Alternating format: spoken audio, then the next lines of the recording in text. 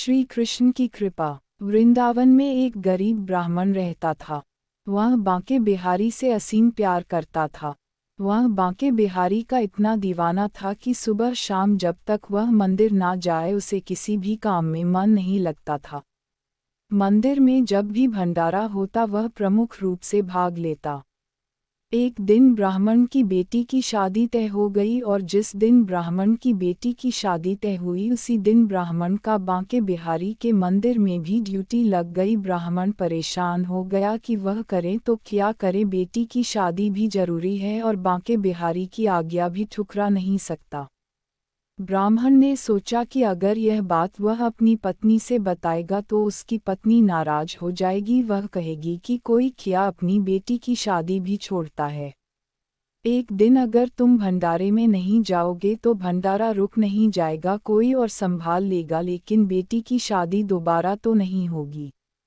ब्राह्मण परेशान हो गया था। वह जानता था कि कुछ भी हो जाएगा उसकी पत्नी उसे भंडारे में जाने नहीं देगी, लेकिन उसका मन नहीं मान रहा था। वह अपने बांके बिहारी से नजरें नहीं चुरा सकता था, तो उसने अपनी बेटी की शादी के दिन ही अपने घर में बिना बताए चुपचाप समय से पहले ही मंदिर पहुंच चुका था।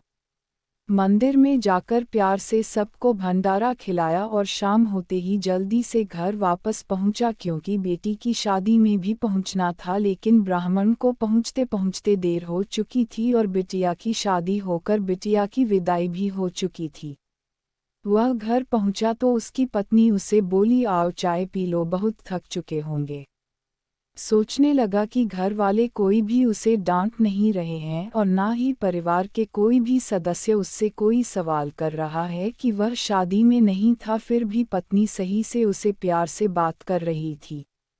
ब्राह्मण ने भी सोचा, छोड़ो, क्या गड़े मुर्दे उखाड़ना है, जो हो गया सो हो गया, सब प्रभु की इच्छा है। पत्नी अगर प्यार से बात कर रही है इससे अच्छी बात क्या है। कुछ दिनों के बाद बेटी की शादी में जो फोटोग्राफी हुई थी, फोटोग्राफर शादी का एल्बम घर पर दे गया। ब्राह्मण सोचा, इस शादी में तो शरीक हुआ नहीं था, चलो एल्बम देख लेता हूँ बेटी की शादी कैसी हुई थी।